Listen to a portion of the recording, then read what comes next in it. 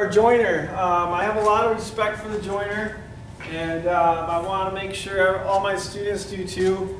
It's a very useful machine. The purpose of it is to clean off the edge and make the edge perpendicular to the face. So it's our next step to squaring a board. So after the planer, we go to the joiner, and so our faces should already be smooth and parallel before we use the joiner. The joiner is just going to clean one up. My goal is to find the piece of the board. We want to put the hill up. So if the board has a hill to it, we want to put that part up. And this is our in-feed table over here. So here's our in-feed table. Here's our out-feed table. This adjusts the in-feed table. So if you need to adjust the in-feed table, you loosen this and you move this up and down. We like to have it set at a 16th. 16th is really the safest amount of material it can remove at one point. Okay, so here's my safety switch. Here's my fence right here. Here's my table. So we have my fence, my table. And here's my guard. The guard always needs to be on, and you might want to make sure it shuts. If the guard isn't shut all the way, sometimes there's a little bit of dust in here. And we want to make sure the guard is pushing up against the fence. So if you're having a problem with that, let me know. I'll look at it, clean it out, or whatnot. Okay, you're never going to adjust the out-feed table. This is for me. Please don't adjust it. If you adjust it, it's going to cause some issues with your project. So the joiner, you really want to get in the habit of using push sticks with the joiner. Okay, there's a lot of students that tend not to. They try to get away without using push sticks, and their work doesn't turn out as good, and they scare me. So face joining, first of all, is where you would joint the faces. Sometimes you would do some face joining.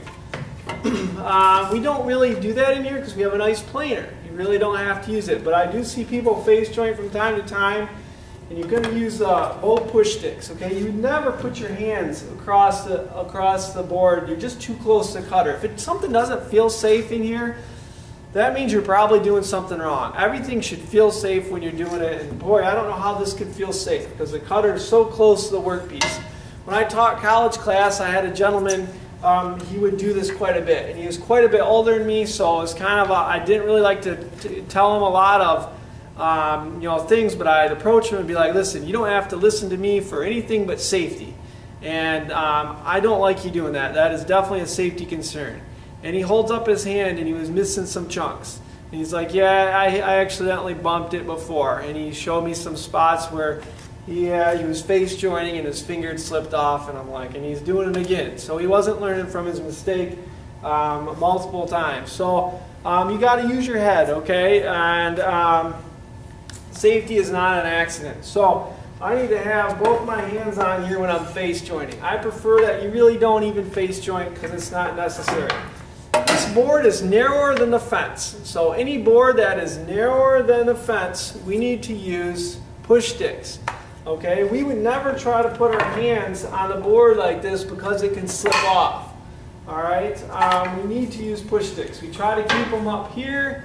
And all you have to do is turn one push stick like this, push it up against here, and the other one right here, and then we can do this a lot safer. All right, and you always follow through with the cut.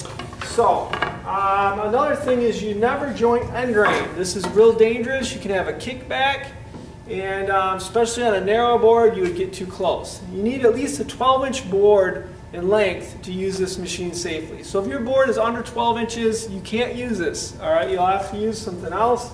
You have to approach me and we'll come up with a solution. So I am going to power this up.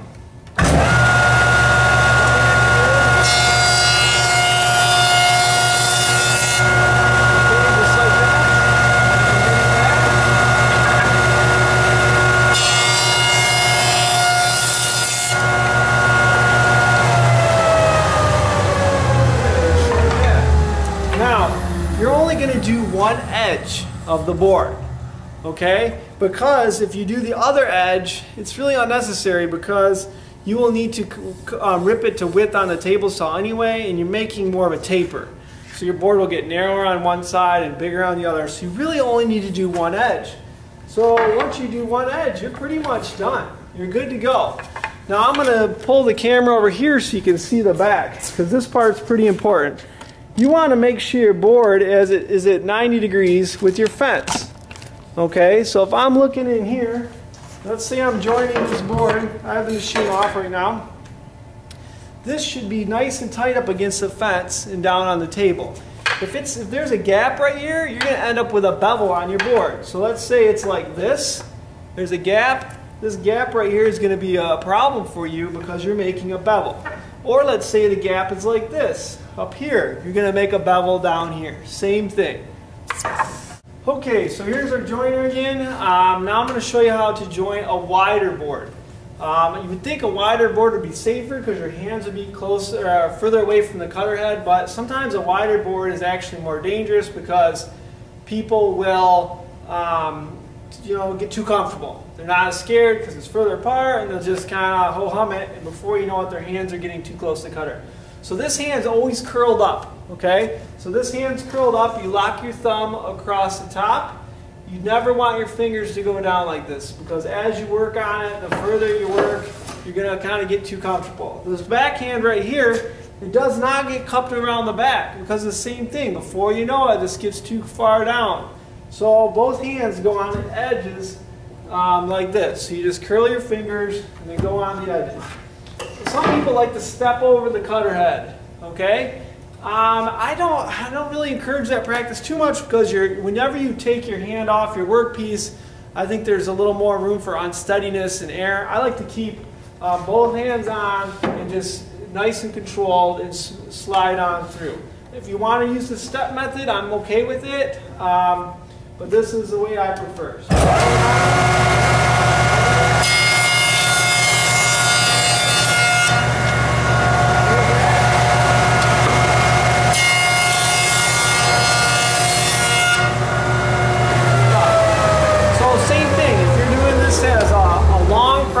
You would probably get a friend to help you, and you both would do the same system.